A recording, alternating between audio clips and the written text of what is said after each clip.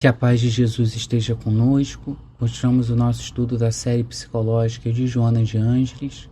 Como de praxe, vamos pedir que possamos fazer o estudo em ambiente de recolhimento, em momento oportuno, onde possamos não só estarmos concentrados, mas abertos para o trabalho dessa equipe espiritual que está conosco. Convido a todas e todas para que possamos juntos fazer uma prece, levando o nosso pensamento a Jesus, nosso guia maior, e através da sua imagem agradecer ao nosso Pai por todas as bênçãos que nós recebemos, por todas as oportunidades que a vida eterna e que a vida material nos traz de melhoramento, de transformação íntima, de mudança interior. Te agradecemos, Pai, por todas as benesses da vida, o nosso lar, a nossa família, a nossa saúde, né? Por todo o mal que você impediu que acontecesse com a gente e impede ainda até hoje. Te agradecemos pela dificuldade, irmã companheira que nos ensina, e te pedimos que nos dê força para termos resignação e paciência para saber lidar com elas como verdadeira oportunidade de transformação íntima.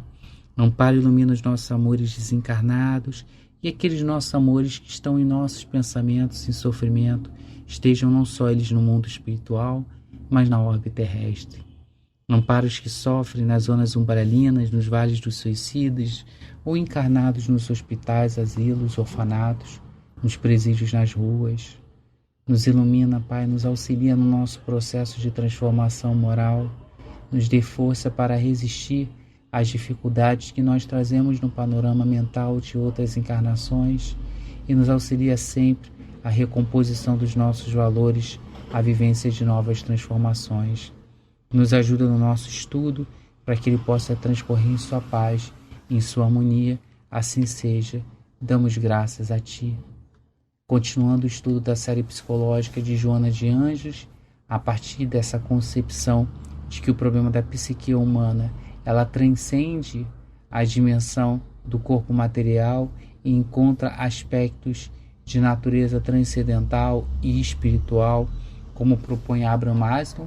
Joana de Ângeles, vem trazer a terapia do amor de Jesus nessa série psicológica como a única capaz de dissolver os conflitos mentais e psicológicos que nós trazemos na nossa psique espiritual ao longo de sucessivas encarnações.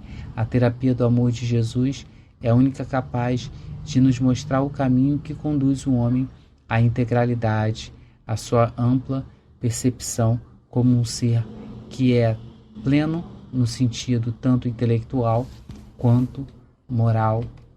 E aí hoje nós vamos estudar o livro Homem Integral, continuar o nosso estudo, que é um livro onde a Joana de Ângeles analisa alguns problemas do homem moderno e tenta trazer uma terapêutica capaz de solucioná-los.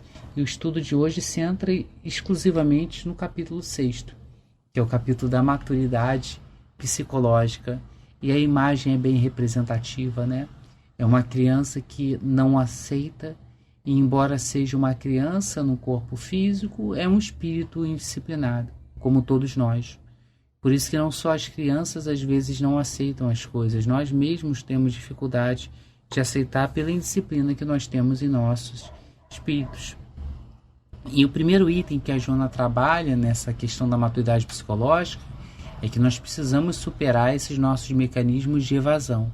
Essa infantilidade espiritual que faz com que nós não saibamos lidar com responsabilidade diante das questões e busquemos nos evadir através de inúmeras formas, E a Joana nos ensina que as criaturas, em especial o homem encarnado aqui na Terra, vivencia ainda um largo período de infância psicológica, Ou seja, de uma falta de maturidade na psique, para se comportar nos relacionamentos interpessoais e lidar com as questões que a vida traz.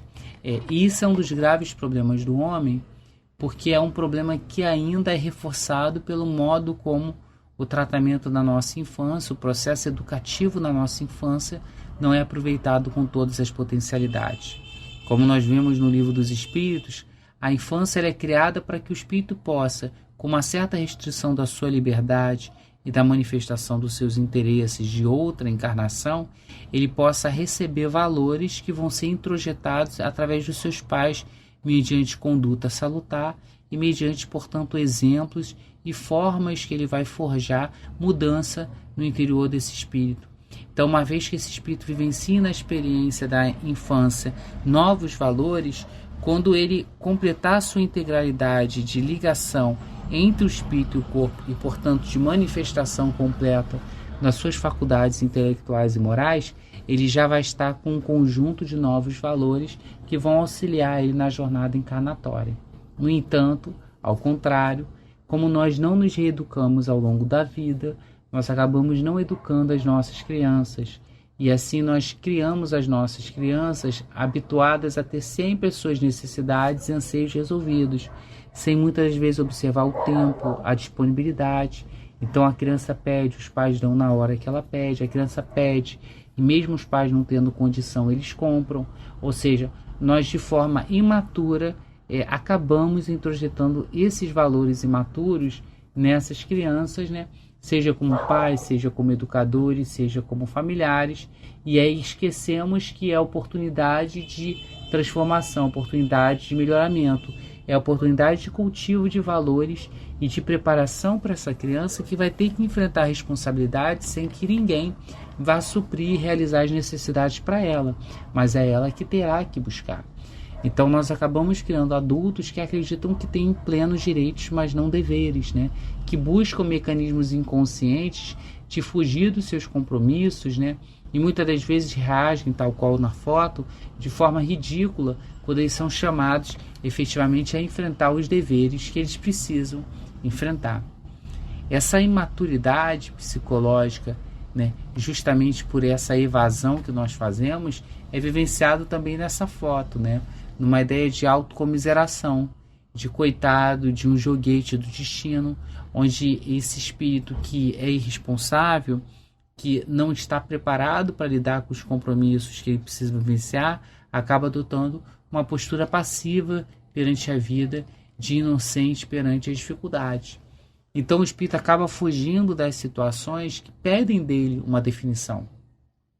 Ele acaba não vivenciando as lutas ao qual ele foi combalido a enfrentar nessa encarnação pelas dificuldades, porque as dificuldades vão trazer, como vimos no capítulo anterior, a oportunidade para que eu vivencie preceitos éticos morais que eu ainda não tenho, mas que precisam ser despertados dentro do self, né?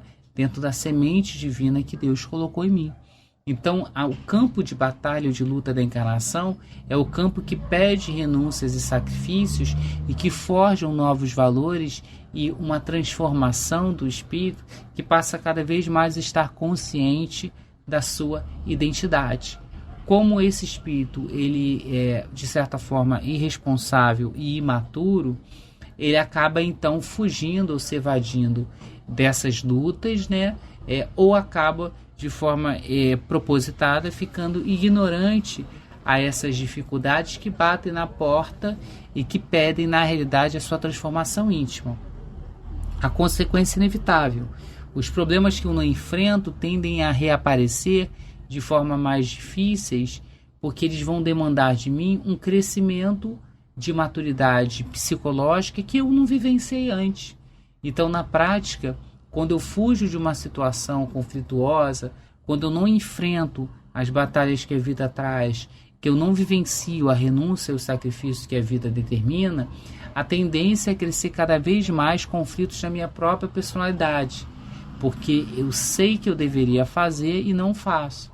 Então eu acabo permitindo a predominância da autocompaixão, né, a busca por evasão, dizendo que na realidade eu sou um pobre coitado, uma pessoa que sofre muito. Né? Eu acabo buscando um esforço egoísta de sentir carinho e assistência. Eu acho que as pessoas precisam satisfazer as minhas necessidades, eu preciso ser amado e elas têm que responder a isso. E eu acabo esquecendo que a vida é uma grande troca, onde na realidade eu preciso, com maturidade emocional, apoiar os outros nos seus conflitos que eles vivenciam, assim como eu preciso vivenciar os meus e encontrar apoio neles.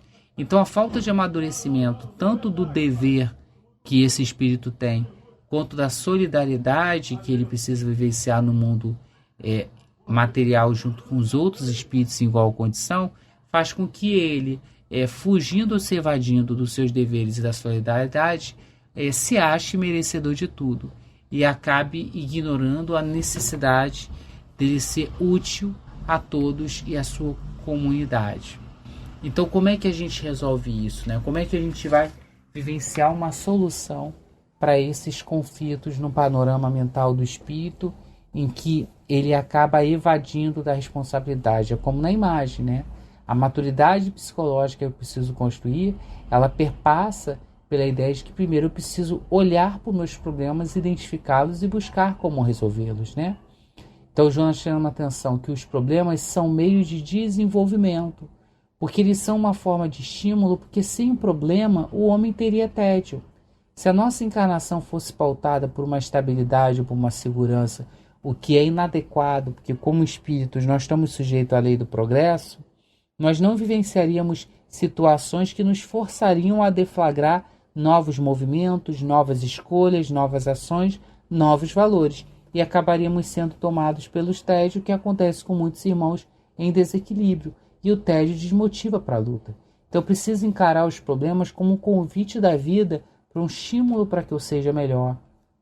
E eles vão acabar funcionando como uma parte importantíssima da minha estruturação mental e emocional. Eu não vou conseguir alcançar uma evolução mental e emocional sem ter relação interpessoal. E numa relação interpessoal com espíritos diferentes, nós vamos vivenciar pontos de contatos e conflitos que vão conduzir necessariamente a uma necessidade de lidar com essas questões e, portanto, de me esforçar para o meu melhoramento e, eventualmente, o melhoramento do grupo, porque eu vou ter que necessariamente tentar resolver esse conflito. Então, eu vou ter que me movimentar para isso. Então, a evasão aos conflitos, as relações que são interpessoais necessárias para o meu melhoramento íntimo e para a minha contribuição para a sociedade, né, ela acaba sendo uma fuga que gera prejuízo como um todo. Porque na economia da encarnação, cada um de nós encarna para assumir papéis numa dimensão individual, mas também coletiva. Todos nós contribuímos para o todo, como está no Livro dos Espíritos. Então, se eu fujo, se eu busco mecanismos de evasão das minhas responsabilidades, das situações que eu preciso vivenciar, eu acabo perturbando a coletividade, porque eu não cumpro os papéis ao qual a vida me designou para que eu pudesse e devesse efetivamente vivenciar. E aí a Joana de Anjos chama a atenção que para que eu possa de fato poder me libertar desses mecanismos de evasão, eu preciso me libertar dessa infância psicológica, dessa falta de maturidade mental, psicológica, espiritual que eu tenho, e que ela vai ocorrer através de a busca por as terapias competentes, que não necessariamente é só a terapia material, é um adjuntivo, é de fato uma forma de auxiliar isso, mas por todas as outras terapias, como é a busca religiosa, né? E a trabalho, ou a vontade, ou a busca por trabalhar, né? Como uma oportunidade de assumir as responsabilidades, né? Que vai acabar me ajudando no meu desenvolvimento físico, intelectual. Eu não posso me evadir dos compromissos, eu preciso enfrentar eles com maturidade psicológica, né? Bem, como é que isso vai acontecer? Joana chama a atenção para que eu pare de fugir, né? Pare de utilizar esses mecanismos de evasão. Primeira questão é que eu comece a agir. Eu preciso, de fato, buscar começar com as decisões mais simples, até as decisões mais complexas que mostrem que eu estou agindo de forma responsável. Entendendo que assumir os meus compromissos não significa sinal de vitória. Nem sempre os compromissos que a vida vai me trazer eu conseguirei sair de forma vitoriosa. Às vezes o meu casamento vai ser prova de provação, né? O meu trabalho, as relações que eu vivenciar vão ser relações em que eu estou vindo para resgatar. Mas eu não posso me evadir delas, eu tenho que enfrentá-las, entendendo que o sucesso, ou melhor, o insucesso dela faz parte do processo de amadurecimento. O que não faz parte do processo de amadurecimento é a busca por justificativas sem sentidos. Então nós precisamos entender que o triunfo do espírito nunca vai ser realizado de forma linear, apenas através do acerto ou do sucesso, mas vai ser formado sempre por um conjunto de experiências, onde através do erro e do acerto, da glória e do fracasso, nós vamos empreender de forma conjunta à busca por um resultado. Ou seja, o resultado final de nós alcançarmos a perfeição, alcançarmos antes disso nosso melhoramento espiritual, é o conjunto não só das coisas que nós acertamos, mas também das coisas que nós falhamos. Elas fazem parte desse edifício de transformação íntima, de superação moral. Então, qualquer tipo de esforço que nós pudermos fazer para fugirmos desses mecanismos de evasão, ou seja, de enfrentarmos as situações, de buscarmos alcançar equilíbrio emocional, de tentarmos ter um maior amadurecimento, né? De tentarmos reconhecer a nossa humanidade de alguém que falha, mas que vai tentar, é o que vai definir o indivíduo. É o que vai ajudar a gente a buscar a construção ou a reconstrução ético-moral da nossa individualidade, da nossa personalidade, a nossa capacidade de assumir os compromissos que a vida traz e aprender com essas experiências a termos equilíbrio e amadurecimento espiritual. Joana, nesse capítulo também de maturidade psicológica, ela vem chamar a atenção para a gente sobre a questão do espaço, como algo que também perturba o homem e como algo também que demanda dele uma compreensão mais madura. Então não adianta termos apenas uma compreensão madura em relação à evasão, à fuga das nossas responsabilidades. Nós precisamos ter também em relação aos espaços que nós ocupamos. E claro que não é um tema fácil num mundo como o nosso, que é um mundo de muita desigualdade. Como mostra na imagem, enquanto os muitos têm que viver com muito poucos, poucos vivenciam com muito, muito mais até do que consegue usufruir e do que precisa. E a Joana chama atenção para isso. Nas cidades e lugares superpopulosos, né, o respeito que é dado, que deveria ser dado à criatura pela sua propriedade, pelo seu espaço, acaba desaparecendo, né? As pessoas são obrigadas a ficar muito mais próximas, muito mais coladas, com muito menos respeito à sua individualidade, né? O que acaba interferindo também na formação daqueles conflitos que nós vimos nos capítulos anteriores, da violência, do crime, de todas as dificuldades, né? Então, de fato, a preservação do espaço é um direito do espírito. Só que como ele vive num mundo ainda capitalista, né, ele acaba associando a preservação do espaço ao direito da propriedade, já que a terra é cada vez mais escassa, ou já que a terra se torna nesse modelo econômico cada vez mais escasso e cada vez mais caro pela sua valorização. Então, ao invés de ter acesso àquele bem que foi colocado por Deus na terra para que todos usufruíssem, isso também está no livro dos Espíritos, o homem tem que buscar esse bem através da propriedade para que ele possa ter um espaço só para ele. E isso gera um problema psicológico para ele também. Porque embora seja natural ou normal que qualquer animal lute com as forças que tem para manter a sua posse, por muitas das vezes essa busca descontrolada pela posse, pela propriedade que o homem acaba tendo, acaba fazendo ele tombar nas ambições de querer sempre mais, de ter aquilo que ele não precisa. E aí qual a solução então? Abandonar tudo e não ter nada, né? É claro que não vai envolver isso, né? Envolve a gente entender a dimensão de espaço. E essa dimensão a gente tem que entender inclusive nos relacionamentos interpessoais, como está na foto, né?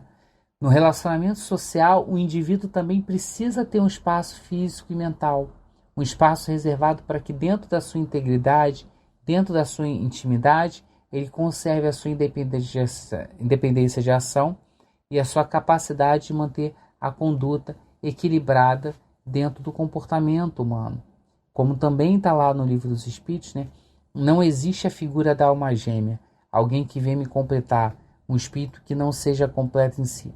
Cada um de nós, dentro da nossa individualidade, somos completos e não dependemos de outro. Mas como animais sociais, vivenciamos experiências com os outros.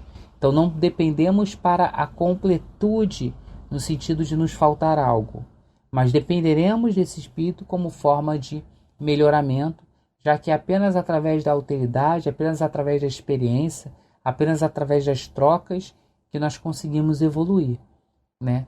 Então, no relacionamento ainda de espíritos que são imaturos, que ainda é a realidade dos espíritos encarnados na Terra, em sua grande maioria, né, acaba que os espaços são imediatamente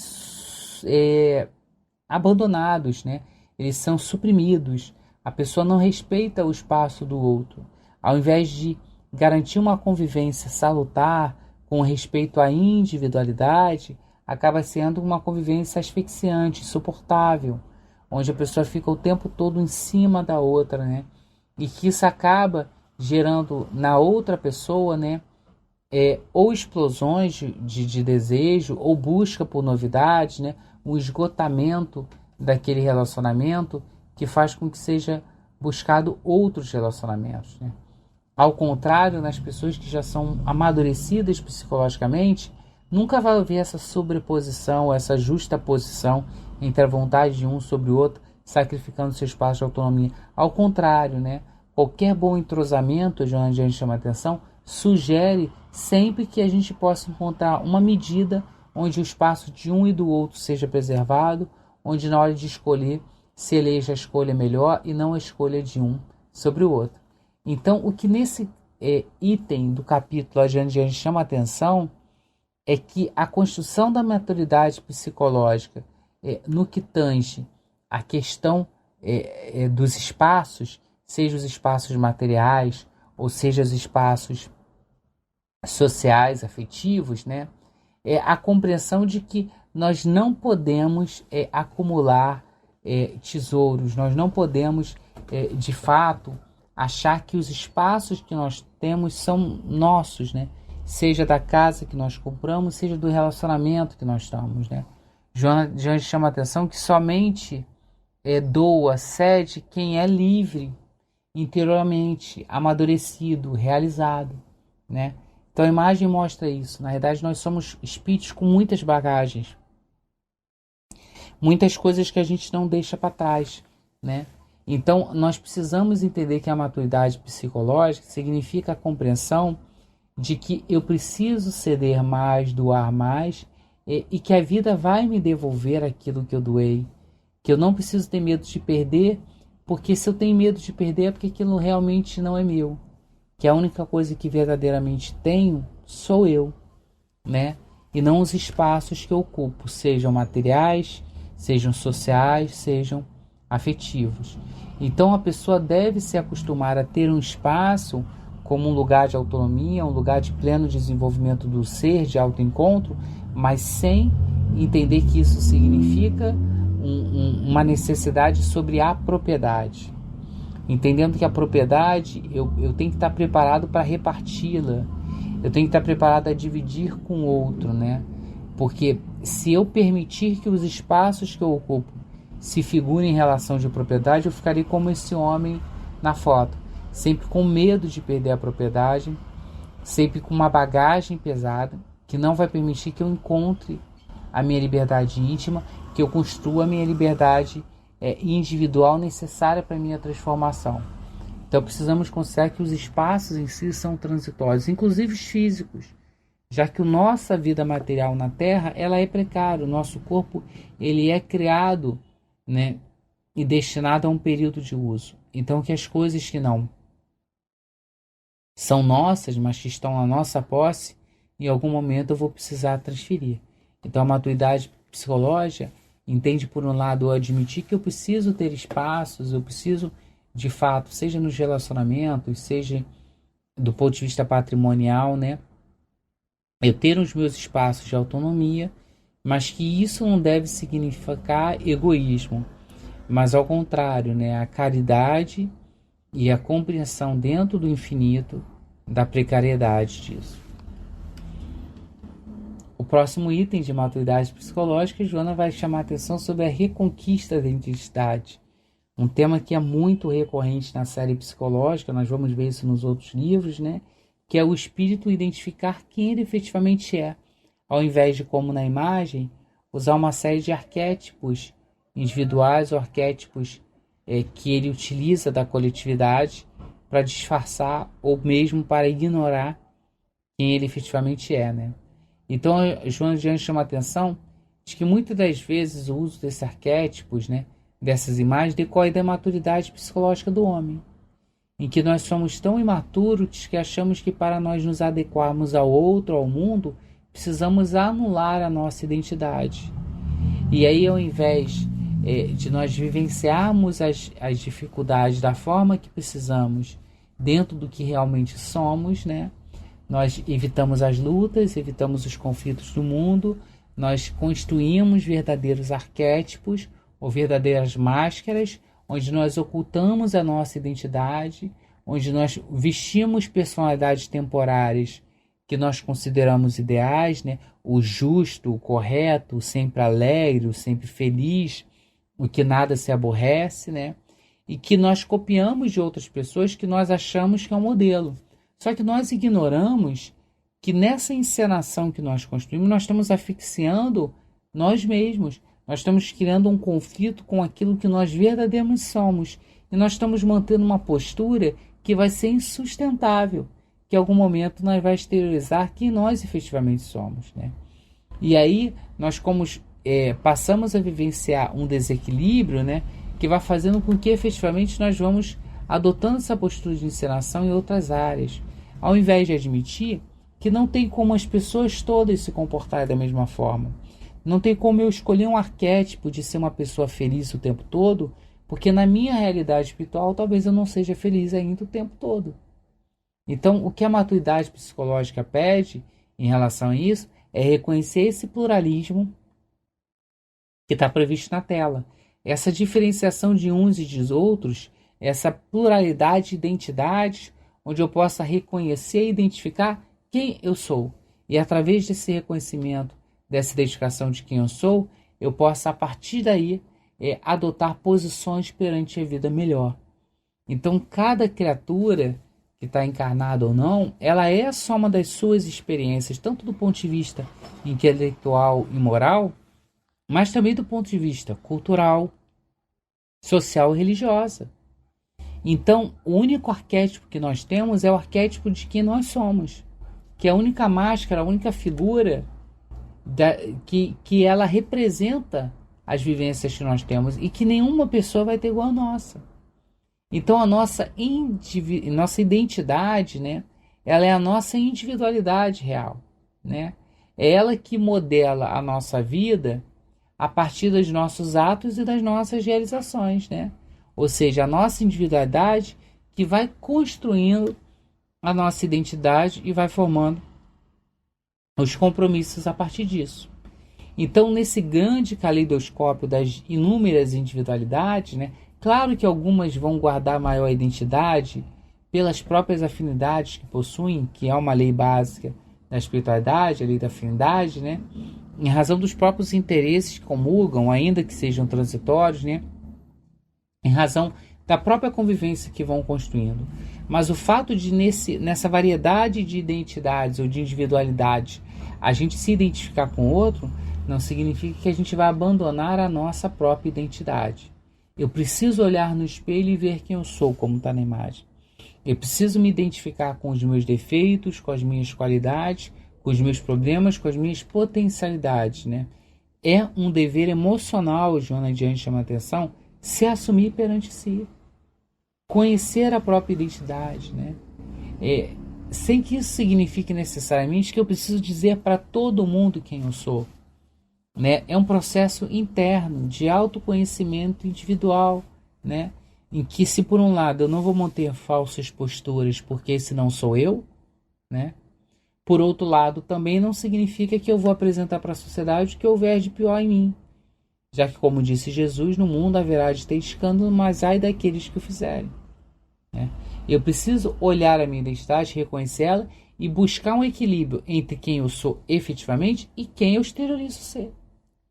Eu não posso vestir uma máscara de fingir ser quem eu não sou. Ao contrário, eu não posso criar esse conflito comportamental que vai acabar gerando sempre uma tensão sobre o que as pessoas vão desfazer quando elas descobrirem quem eu sou.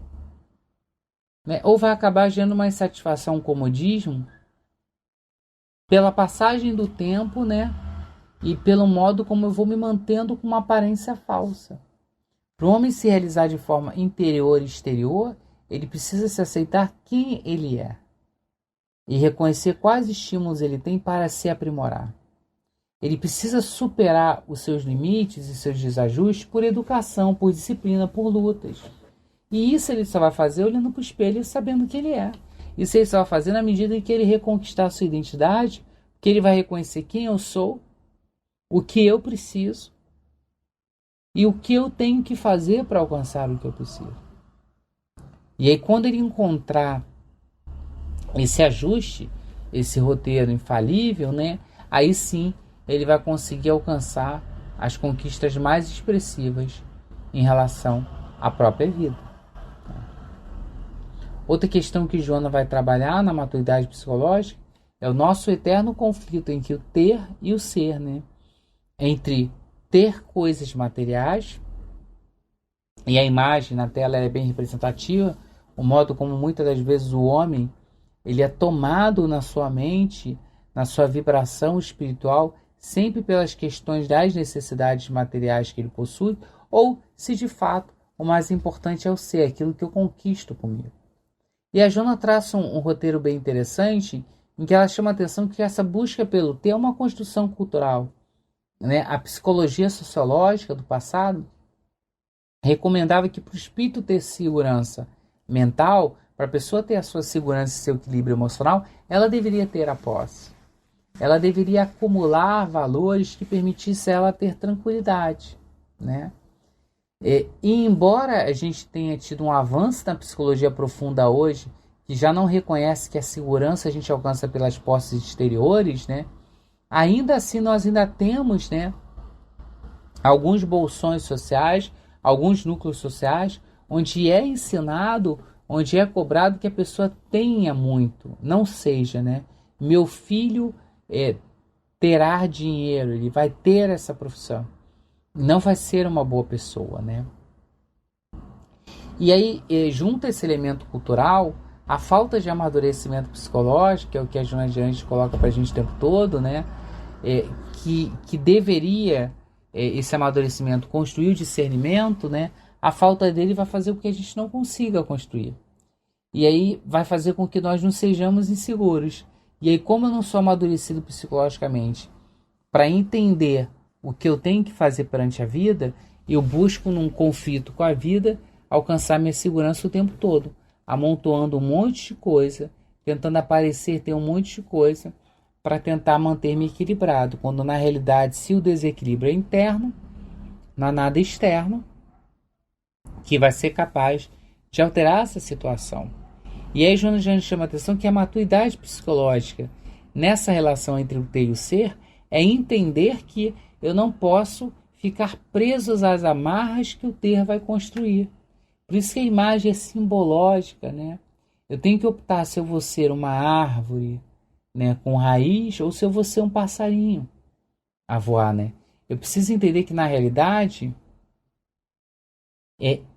eu tenho que lidar com as situações da vida com maturidade emocional, e eu tenho que ser capaz de responder à vida com essa maturidade que me permita não ficar estagnado, mas ser capaz de alcançar uma verdadeira liberdade na construção da minha individualidade. O amadurecimento psicológico vai me equipar com os instrumentos necessários para que eu possa resistir a qualquer fator negativo da existência, a qualquer cilada de busca de uma segurança externa que é aparente, que é inconclusiva, que é incapaz de gerar efetivamente estabilidade para mim. E eu vou saber lidar com as dificuldades do cotidiano. Então, a aceitação é um elemento importante nesse processo, porque se eu quero amadurecer intimamente para saber como lidar com a vida e não cair na armadilha do ter, mas na armadilha do ser, eu preciso aceitar, né, na realidade, de forma interna, né, que eu possuo os bens necessários para alcançar o meu estado de equilíbrio. Eu preciso entender que eu posso e tenho a oportunidade de utilizar esses bens com sabedoria, e que com a razão sou capaz de multiplicá-los, de construir melhor. E aí isso vai gerar nessa batalha entre esse ego artificial, arquétipo, essa imagem do ter, do sucesso que a vida constrói, e o meu eu real, eterno, evolutivo, aquele que é imperfeito, que tem problema, mas que está tentando melhorar, que está tentando buscar. No embate entre esses dois, né, os conteúdos éticos morais vão acabar sendo em temporada curta. né, vão acabar sendo incorporados ao meu modo de agir, porque eu, com maturidade psicológica, vou entender que o termo não é mais importante, sim o ser. Vou entender que os valores éticos e morais são aquilo que eu devo buscar como espírito, e não a realização meramente material. E isso que vai gerar uma autorrealização. É isso que vai gerar uma efetiva liberação. É isso que vai levar uma efetiva transformação. Ainda nesse capítulo, Joana de Anjos de Maturidade Psicológica vai trabalhar o que está na imagem, né? O modo como a gente está olhando por um homem que está passando em frente e ignorando os apelos de uma mulher ou uma pessoa que está com necessidade na rua. Então a gente tende a se olhar sempre como um observador equidistante, né? Eu, Emerson, estou observando, né? Então eu sou o observador. O homem que está se recusando, né, a dar o alimento para a mulher que precisa, a observação, né?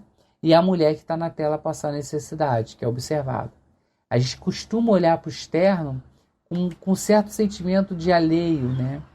É como se aquilo não fosse nosso compromisso, a nossa responsabilidade. Ele não deu alimento, mas por que eu não dou?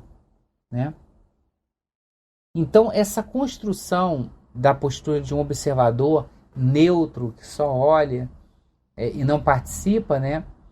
Acabou fazendo com que o homem fosse isentado da responsabilidade, da ideia de que ele não interfere no mundo material na forma como acontece e que ele, na verdade, está só olhando, né? E, no entanto, isso está errado porque a nossa individualidade pessoal ela se integra com o todo, né? A unidade só alcança a inteireza na medida em que todos nós, agentes, somos capazes de agir de forma igual e estar em posição igual. Então, uma pessoa que sente fome na rua é um problema coletivo, porque a gente nunca vai ser uma sociedade plena enquanto tiver marginalização, enquanto tiver fome, enquanto tiver todas essas mazelas que geram a violência. Porque, embora todos sejamos individuais, não necessariamente nós precisamos ser individualistas, né? Nós precisamos ser necessariamente ou ignorar as nossas responsabilidades coletivas que decorrem de uma vida conjunta, né?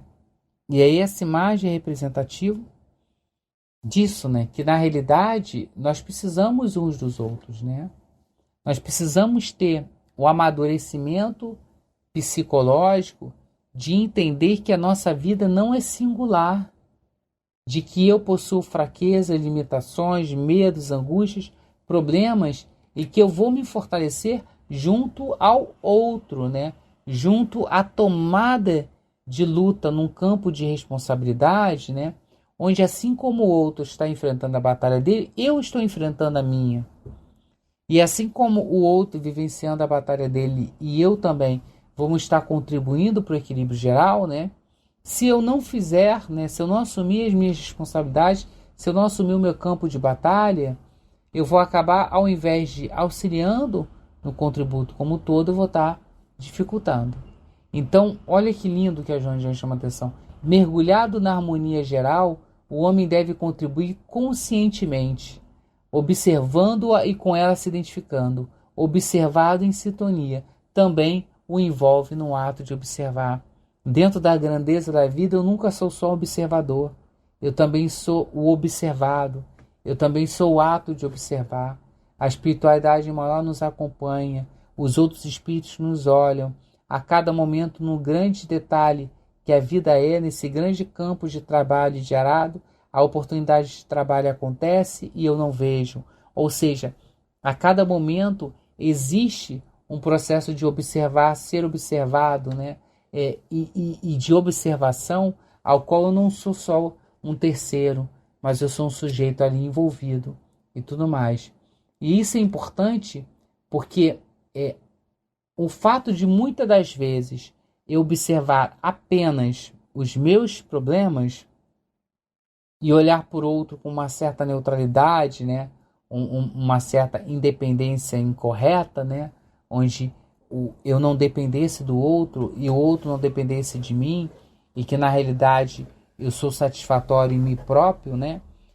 Gera um problema que é o problema do devir psicológico, que é o problema de eu, como na imagem, tá sempre imputando o problema ao outro, não a mim, né? Por largo tempo, né? houve um problema na psicologia, que era o problema de tentar encontrar as raízes das dificuldades psicológicas que o homem tinha no seu passado próximo. Então, de Freud, né, aos outros autores do seu período, buscava-se a solução na infância, na primeira infância, na juventude, né, os problemas ainda no corpo físico, e buscava o problema geralmente de forma externa, né, de buscar a ideia de que o problema era seu na infância porque seu pai fez isso. O que acaba formando neuroses, o que acaba fazendo com que criassem problemas e que evitasse o amadurecimento psicológico do paciente, porque evadia dele a responsabilidade por si só, né? O modo como a minha estrutura psicológica é feita, ela é feita a partir de decisões, de escolhas, de planos que foram realizados ao longo de sucessivas encarnações, né? Eu fui construindo a minha formação psicológica. Então, ainda que eu tenha tido uma infância difícil, ainda que eu tenha tido uma dificuldade na juventude, a minha estrutura psicológica ela é resultado de construções de inúmeras encarnações, e não de apenas essa. Então, eu preciso ter um pouquinho mais de maturidade psicológica para olhar não para trás, mas para frente, como na imagem. Para entender que, na realidade, dentro das possíveis responsabilidades pelas coisas que eu vivencio, né, a moderna psicologia vem mostrando que o importante não é olhar as injunções do meu passado, os traumas e as dificuldades que eu tive anterior, mas centrar nas possibilidades, nos recursos inexplorados, né, nas chances que a vida me traz de superar esses conflitos, esses traumas, né, e de permitir que de etapa em etapa nós possamos ir conquistando novas experiências que vão acabar se sobrepondo àquelas experiências anteriores traumatizadas, né? Então, o devir psicológico é muito mais importante do que o passado na psicologia, né? É muito mais importante clarear a razão de forma consciente sobre os novos caminhos que precisamos buscar do que olhar para as sombras doentias que nós ainda mantemos na nossa personalidade. Eu preciso acender essa lâmpada, né? Eu preciso alcançar esse estágio de autocompreensão. Eu preciso me conectar a mim mesmo e me conscientizar de que, embora todos nós na psique humana traçamos traumas, medos, angústias, né? O que importa não é o que aconteceu, mas o que vai acontecer, né? O modo como eu vou desvendando a vida e vou desvendando a mim próprio ao longo da vida, né? O modo como, dentro de um processo de conscientização, né, eu tenho que olhar para mim perante a vida, ao invés de olhar e buscar a resposta por fora ou o problema por fora. Então, essa busca pela conquista da conscientização, né, ela é um processo que inicialmente vai envolver exercícios, né? Inicialmente eu tenho que me forçar a me conscientizar quem eu sou, né? E quando eu falo quem eu sou, não é sou eu com o meu nome, mas assim, o conjunto de experiências que eu sou, o conjunto de valores que eu carrego, o conjunto de decisões que eu tomo, né? Eu preciso tentar cada vez mais estar consciente ao longo do dia sobre isso. Quanto tempo eu consigo permanecer conscientemente a ponto de, se alguém explodir comigo, eu não aceitar a explosão porque eu me reconheço como uma pessoa que não é explosiva ou que não precisa responder de forma explosiva. Eu preciso construir esse processo de conscientização, de iluminação, de forma forçada. Eu tenho que estar consciente, até que seja natural estar consciente. E esse processo de conscientização vai manter a nossa mente aberta, vai garantir que nós temos capacidade melhor para ter maior clareza sobre os fatos da vida e alcançar um comportamento psicológico melhor. Olhar adiante, olhar para frente, olhar para as novas oportunidades que a vida ensaia, olhar para as novas construções que o nosso Pai maior ainda colocará em nosso caminho. Todo evangelho é uma ode ao futuro, o futuro da bem-aventurança, o futuro para aqueles que sofrem, para aqueles que enfrentam injustiça, para aqueles que vivenciam de todas as formas seus traumas, suas crises, seus problemas, mas que assumem o compromisso de seguir o evangelho do Cristo e de se tornarem pessoas melhores. E com esse belíssimo encerramento da Joana de Ângeles, né? Nós vamos então elevando o nosso pensamento a Ti, Jesus, agradecendo por esse nosso estudo, por todas as oportunidades que você nos concede, o lar, a família, a saúde, o alimento, por tudo, Pai. Somos muito gratos pelas oportunidades que você nos dá, mas carentes que somos, nós te pedimos sempre. Nos dá fé, resignação, força. Não permita que abandonemos o trabalho, para que não abandonemos esse processo de aperfeiçoamento íntimo, de transformação moral que precisamos vivenciar. Nos dê força, auxílio e fé, hoje e sempre, para continuarmos insistindo nesse processo de elevação espiritual, de conquista da nossa identidade, de transformação íntima. Esteja conosco hoje e sempre, Pai, em Teu nome damos graças a Ti, permitindo a espiritualidade maior, possamos encerrar o trabalho dessa tarde, noite. Assim seja, graças a Ti.